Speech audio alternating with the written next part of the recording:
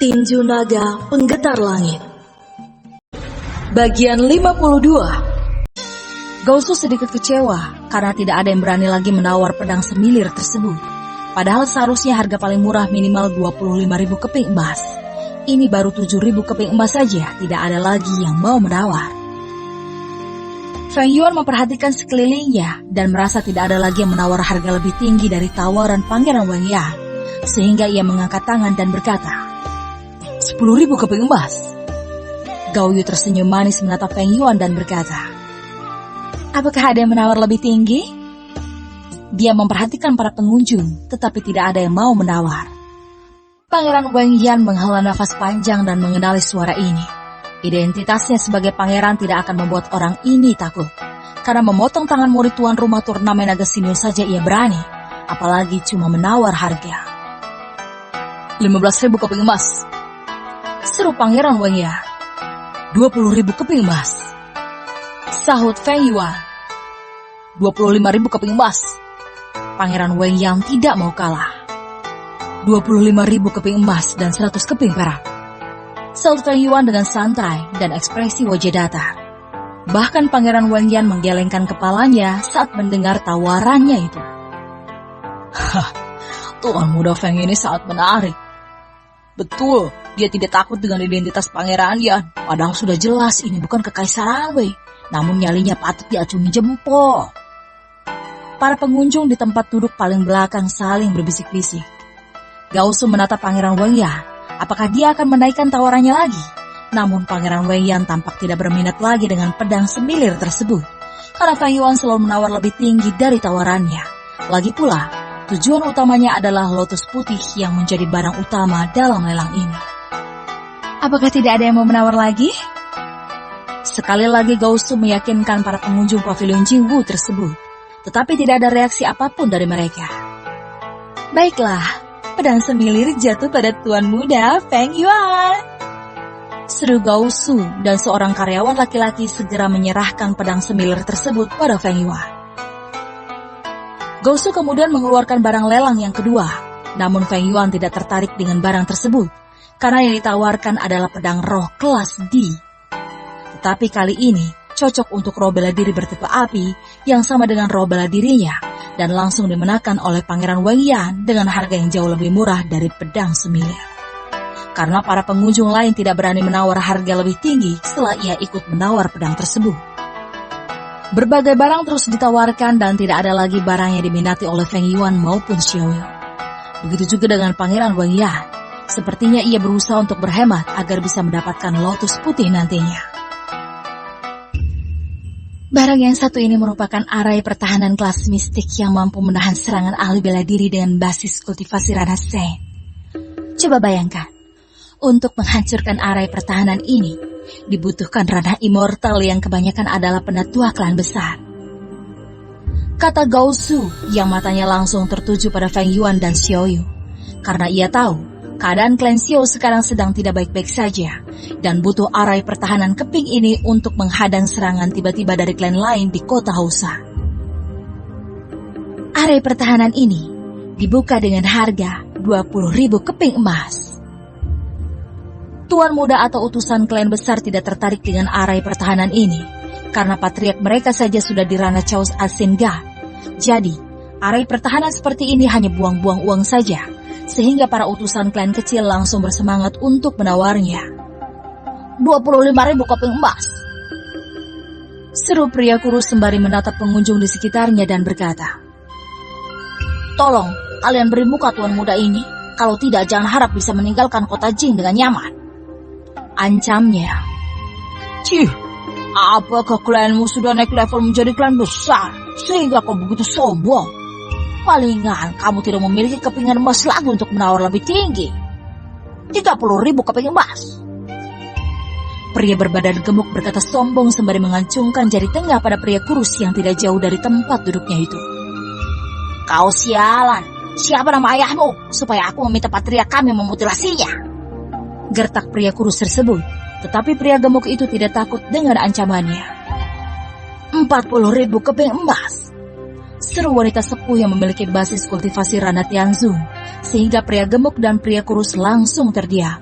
Mereka tidak berani mengancam wanita tersebut karena basis kultivasinya yang jauh lebih tinggi dari mereka. Gausu memperhatikan para pengunjung dan merasa tidak ada lagi yang menawar lebih tinggi. Ia kemudian ingin berkata kalau wanita sepuh itu yang akan mendapatkan arai pertahanan tersebut. Tapi tiba-tiba Feng Yuan mengangkat tangannya. 50.000 keping emas. Seru Feng Yuan dengan seutas senyum, sehingga para pengunjung tidak menyangka klan Xiao memiliki uang sebanyak itu. Karena sebelumnya Feng Yuan telah mengeluarkan 25.000 keping emas dan ditambah 100 keping perak untuk mendapatkan pedang semilir. Hai bocah, tolong beri wajah nenek tua ini. Aku sangat membutuhkan arai pertahanan ini. Dan ingatlah, kamu berada di Kekaisaran Jingxi, bukan di Kekaisaran Wei. Ancam wanita sepuh tersebut. Namun Feng Yuan tidak menoleh ke belakang. Dia hanya mengadepkan mata menatap Gausu agar segera mengumumkan pemenangnya. Sepertinya tidak ada lagi yang berani menawar lebih tinggi. Maka arai pertahanan ini jatuh pada tuan muda Feng Yuan. Seru Gausu yang langsung terbang ke arah Feng Yuan. Dan sepasang sayap kupu-kupu muncul di punggungnya. Sehingga para pengunjung langsung bertepuk tangan. Karena ini adalah pemandangan yang sangat langka. Selain pada Pangeran Weiyan, Feng Yuan adalah orang kedua yang barang hasil lelangannya diantar langsung oleh Gausu. Feng Yuan menangkupkan tinju untuk menunjukkan rasa terima kasih pada Gausu. Walaupun tiba-tiba hawa di sekitarnya menjadi sedikit dingin. Sehingga Gausu langsung kembali ke panggung acara lelang.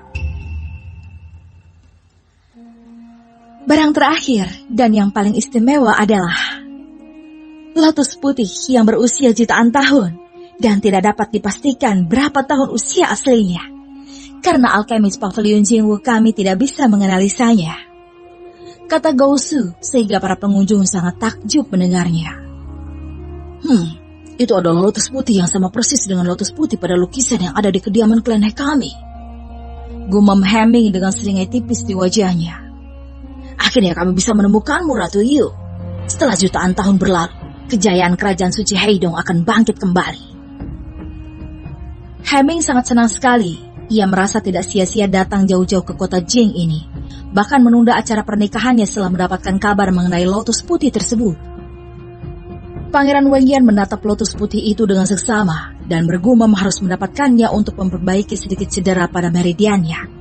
Namun ia tidak tahu, sebenarnya ada perwakilan klan Liu dari Kekaisaran Lingxi yang juga mengincar lotus putih tersebut. Klan Liu langsung mengirim utusan setelah mendengar kemunculan lotus putih di Pavilion Jingwu. Karena mereka ingin mengobati Dantian dan meridian Liu Jun yang dihancurkan oleh Feng Yuan saat turnamen naga Xinyu.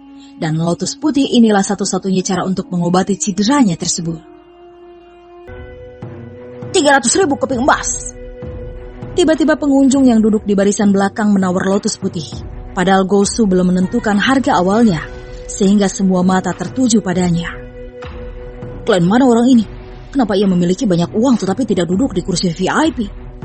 Mungkin ia pelancong dari luar kekaisaran. Utusan klan Liu dari Kekaisaran Lingxi hanya tersenyum dan tidak peduli dengan pembicaraan orang tentang dirinya. Karena tujuan utamanya adalah mendapatkan lotus putih itu apapun caranya. Bahkan membunuh bila diperlukan. Karena basis kultivasinya adalah ranah immortal. Hanya beberapa orang saja di ruangan ini yang setara dengannya. Tetapi ia tidak bisa merampas lotus putih itu di dalam Pavilion Jingwu. Karena pemimpin Pavilion Jingwu memiliki basis kultivasi Chaos Ancient God. Melawannya sama saja dengan bunuh diri. Cih, ada banyak orang yang merepotkan. Gumam Pangeran Weiyan yang juga ikut menoleh ke belakang. Sedangkan Feng Yuan tampak tersenyum karena tidak menyangka harganya akan semahal ini. 500.000. Siapa yang berani menawar lebih tinggi ya? Heming tertawa, mengejek utusan klan Yu tersebut dan ia bertekad harus mendapatkan warisan Ratu Yu itu yang merupakan leluhur klan He-nya. Pangeran Weiyan menghela nafas dalam-dalam karena tidak menyangka Heming akan membuat harga lotus putih semahal ini, tetapi ia harus mendapatkannya walaupun akan merugi secara harga. Namun tujuannya adalah membuat pil jiwa surgawi untuk memperbaiki meridiannya yang rusak. Dan pil ini sangat langka.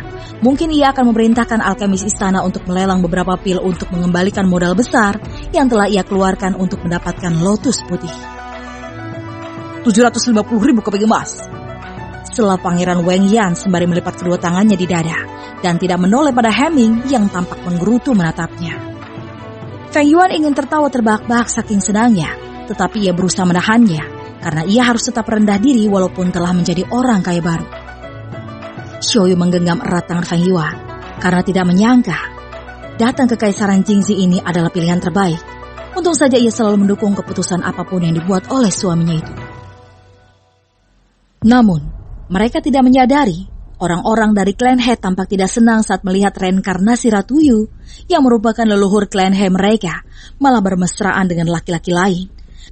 Karena dalam naskah kuno klan He mereka, gara-gara kekasih ratulah kerajaan suci Heidong hancur dan 7 tetua yang tersisa menggunakan teknik rahasia dan kabur ke dunia ini, kemudian membentuk beberapa klan yang tersebar di seluruh dunia. Salah satu tetua yang membangun sekte di benua tengah meramal kalau reinkarnasi Ratu Yu akan muncul di dunia ini, tetapi mereka tidak tahu di mana dan kapan ia akan muncul. Makanya mereka melakukan pencarian dari generasi ke generasi dan hanya ada tetua yang masih tersisa karena mereka telah mencapai ranah keabadian. Feng Yuan merasakan tatapan kebencian dari orang-orang klan He tersebut dan keheranan. Apakah ia telah menyinggung mereka sebelumnya? Atau mungkin klan Han dari kota Dayan berada di bawah perlindungan mereka, sehingga mereka akan mengincar dirinya. Sepertinya aku harus bertindak hati-hati saat keluar dari pavilion Jingwu nanti. Gumam Feng Yuan sembari tersenyum menatap Xiaoyu. 800.000 keping emas, seru utusan klan Liu. Sial, aku tidak memiliki uang lagi. Seharusnya aku membawa seluruh uang kas klan Liu, karena aku tak menyangka Pangeran Yan juga akan ikut dalam lelang ini. Sesalnya dalam hati. Gila, ini sudah melewati total nilai lotus putih itu. Mungkinkah para petinggi klan besar banyak yang mengalami kerusakan meridian atau dantian? Para pengunjung yang tidak sanggup membeli lotus putih saling berspekulasi. Penyebab utusan klan besar ngotot merebut lotus putih tersebut. 1 juta keping emas. Setelah Heming dengan seringai tipis, karena yakin tidak akan ada lagi yang mampu menawar lebih tinggi darinya. Pangeran Wang Yan terkejut, klan He menawar lebih tinggi darinya dan berkata, 1.250.000 keping emas. Heming mendengus dingin, tak menyangka Pangeran Wang Yan membawa banyak kepingan emas dalam acara lelang ini. Dan ia kemudian mengirim suara telepati pada Pangeran Wang Yan. Pangeran Yan, tolong jangan tawar lebih tinggi lagi, dan aku akan memberikan 1 kelopak lotus putih sebagai kompensasinya. Pangeran Wang Yan terkejut mendengarnya dan berpikir itu merupakan tawaran yang bagus karena ia tidak perlu mengeluarkan uang banyak, sebab 1 kelopak lotus putih saja sudah bisa membuat pil jiwa surgawi dan ia juga tidak merusak hubungan baik dengan klan He. Baiklah, aku serahkan padamu lotus putih itu, sahut Pangeran Wang Yan. Heming tersenyum lebar dan berkata, 1.300.000 keping emas.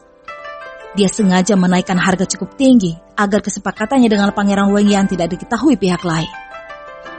Utusan klan Liu memperhatikan Heming dan melihat ada 3 ranah immortal yang mengawalnya, sehingga ia tidak akan bisa merebut lotus putih itu. Namun, ia masih bisa merundingkan kerjasama dengan klan He agar memberikan salah satu pil jiwa surgawi pada klan Liu nantinya, sehingga ia berusaha memikirkan cara mendekati Heming. Suasana menjadi hening untuk sesaat. Para pengunjung menantikan gebrakan dari Pangeran Wang Yan, tetapi ia tampak diam saja. Sehingga Gousu mengumumkan Heming dari klan He yang memenangkan lelang lotus putih tersebut. Gousu mengantarkan lelang lotus putih pada Heming, sedangkan Pangeran Wang Yan langsung meninggalkan ruangan itu. Para pengunjung mengira dia sangat kecewa karena tidak berhasil mendapatkan lotus putih. Namun ia berhenti saat melewati tempat duduk Feng Yuan dan Xiaoyu. Aku ingin bicara denganmu, ayo kita keluar. Pangeran Wang Yan mengirimkan suara telepati pada Feng Yuan. Jangan bawa istrimu, ini tentang dia, katanya lagi, sembari melangkah meninggalkan ruangan acara lelang itu. Apa Pangeran Yan tertarik pada Ratu kami? Heming heran, kenapa ia malah berhenti sesaat di dekat Xiaoyu. Apa yang harus kukatakan pada Xiaoyu? Gumam Feng Yuan kebingungan, mencari alasan untuk meninggalkan Xiaoyu sementara waktu. Ya sudahlah, bawa saja, pikirnya lagi, sembari beranjak dari tempat duduknya, dan Xiaoyu secara otomatis ikut berdiri mengikuti suaminya itu. Pangeran Wang Yan mengerutkan keningnya saat melihat Feng Yuan malah membawa Xiaoyu bersamanya. Padahal ia sudah mengatakan dengan jelas bahwa yang akan mereka bahas adalah tentang Xiaoyu. Feng Yuan tahu apa yang sedang dipikirkan oleh Pangeran Wang Yan dan berkata, tidak apa-apa, katakan saja semuanya, tidak perlu ada yang ditutup-tutupi. Apakah saudara Feng yakin? Tanya Pangeran Wengyan meyakinkannya. Kalau aku tidak boleh mengetahuinya, tidak apa-apa kok. Aku menunggu di sana. Saud Xiaoyu merasa kehadirannya justru membuat Pangeran Wengyan tidak nyaman. Ia tidak tahu bahwa yang akan mereka bahas adalah tentang dirinya. Tidak, ini tentang dirimu, Yu'er. Jadi kamu harus mengetahuinya secara langsung, kata Feng Yuan yang menahan Xiaoyu yang hendak pergi. Pangeran Wengyan menarik nafas dalam-dalam dan membawa keduanya ke sebuah ruangan. Kemudian dua ranah immortal yang merupakan pengawal pribadinya itu berjaga di luar pintu. Jadi, masalah besar apa yang menimpa Xiaoyu? Tanya Feng Yuan tak sabar menunggu jawaban dari Pangeran Wengyan.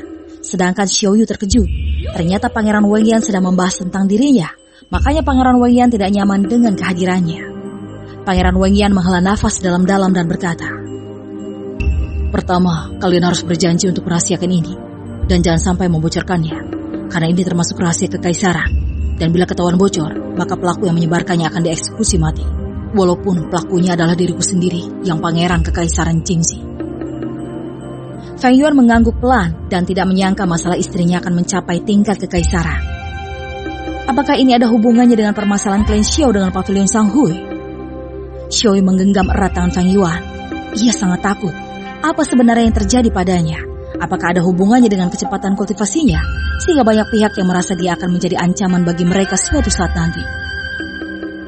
Setelah keduanya setuju dengan syarat yang diusulkan, Pangeran Wengyan kemudian menceritakan kalau ia secara tidak sengaja mendengar Patriark Klan He berbicara dengan Kaisar untuk melarang Pavilion Jingwu bertransaksi dengan Feng Yuan dan Xiao. Karena ini adalah perintah tetua dari klan besar di benua barat yang juga bernama Klan Xiao, tetapi tidak memiliki hubungan dengan Klan Xiao yang ada di Kekaisaran Wei. Patriark Klan Xiao ini adalah tetua yang masih hidup dari 7 tetua yang berhasil keluar dari malapetaka yang terjadi pada kerajaan suci Haidong. Setelah mereka tinggal di dunia ini, mereka memilih mengasingkan diri dari urusan politik serta tidak mau terlibat dengan konflik antara klan maupun kekaisaran. Makanya, informasi keberadaan mereka sangat sedikit sekali. Namun, entitas terkuat di benua tengah sangat menghormati mereka, sehingga terjalin hubungan baik di antara kedua belah pihak tersebut. Patriark Klan He melanjutkan 7 tetua kerajaan suci Haidong tersebut berpencar, dan salah satu di antaranya adalah leluhur Klan He. Tetapi ia sudah lama meninggal, serta hubungannya dengan Klan Xiao di benua barat terputus. Namun setelah mereka mengetahui ada peserta turnamen naga Simyun yang berhasil memasuki hutan berkabut di alam rahasia Haidong, mereka langsung melakukan konsolidasi kembali para keturunan 7 tetua kerajaan suci Haidong tersebut untuk membangkitkan kembali kerajaan itu dan membawa wanita yang menurut mereka adalah reinkarnasi Ratu Yu sebagai pemimpin mereka atau ratu yang baru. Kaisar bertanya pada Patriark Klan He, apakah ia benar-benar yakin wanita yang memasuki hutan berkabut itu adalah reinkarnasi Ratu Yu, dan kenapa laki-laki yang bersama wanita itu juga bisa memasuki hutan berkabut. Patriark Klan He menjelaskan murid laki-laki itu kemungkinan adalah reinkarnasi kekasih Ratu Yu yang menyebabkan kehancuran kerajaan suci Haidong, dan mereka akan melenyapkannya lebih dulu sebelum ia menjadi penghambat rencana mereka untuk menarik wanita itu menjadi ratu masa depan dari kerajaan suci Haidong mereka. Patriark Klan He juga menjelaskan hutan berkabut menyimpan harta peninggalan kerajaan suci Haidong. Begitu juga dengan bekas istana kerajaan suci Haidong yang tidak pernah ditemukan oleh orang lain yang memasuki alam rahasia Haidong. Tak mungkin 2 tempat tersebut tiba-tiba ditemukan oleh wanita itu, kecuali ia memiliki keterkaitan dengan kedua tempat tersebut. Tidak ada namanya keberuntungan tak terduga. Dan setelah keluar dari sana, tingkat kultivasi wanita itu juga tiba-tiba meningkat. Serta bukti paling kuat lainnya adalah harta pusaka kerajaan suci Haidong yang ada padanya, yaitu pedang bulan dan pedang matahari yang sedang dipakai Feng Yuan. Feng Yuan dan Xiaoyu terkejut mendengarnya, apalagi Feng Yuan yang tak menyangka telah mengkhianati cinta Xiaoyu di masa lalu. Dan sebenarnya awal-awal kedatangan ke Klan Xiao terlintas juga dalam benaknya untuk meninggalkan Xiaoyu, dan ia akan pergi berpetualang menjelajah dunia. Tetapi setelah menjalani kehidupan bersama dengannya, niat tersebut telah ia kubur dalam-dalam karena sulit mencari pasangan seperti Xiaoyu yang selalu mendukung apapun yang ia lakukan.